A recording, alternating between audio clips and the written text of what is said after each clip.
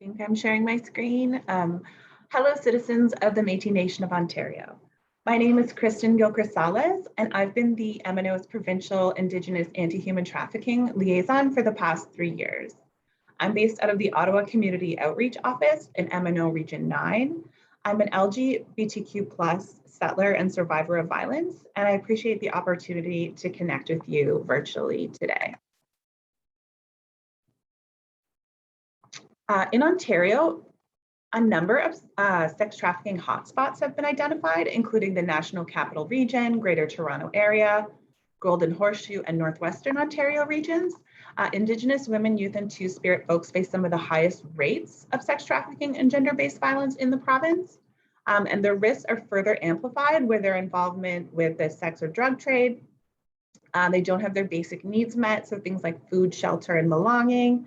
They're vulnerable to manipulation. They have past or current involvement with child welfare authorities, or they're already experiencing violence or exploitation of some kind from intimate partners, peers, or family members.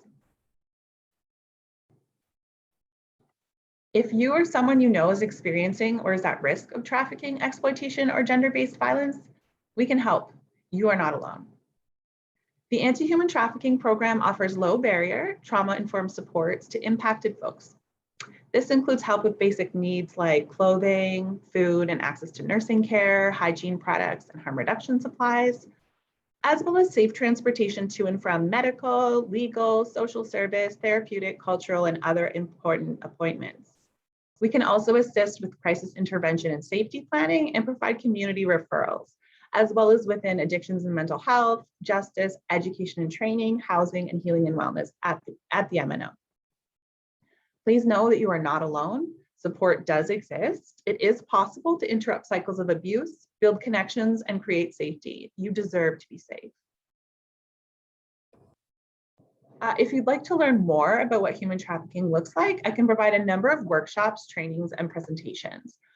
These include on a range of topics, like types of violence, risk factors, relationship red flags, safety and prevention strategies, local and provincial trafficking trends, legal definitions and responses, structural barriers, and so forth.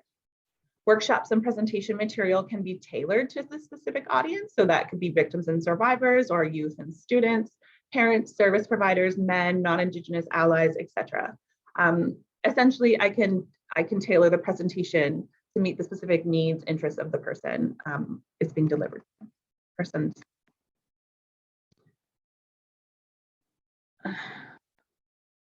There will also be opportunities later this fall for Métis citizens to engage in virtual sharing circles about the impact of trafficking, with a particular emphasis on these hotspot regions. Earlier this year, I facilitated sharing circles with MNO senators and Métis youth, and it generated a lot of conversation and really meaningful discussion.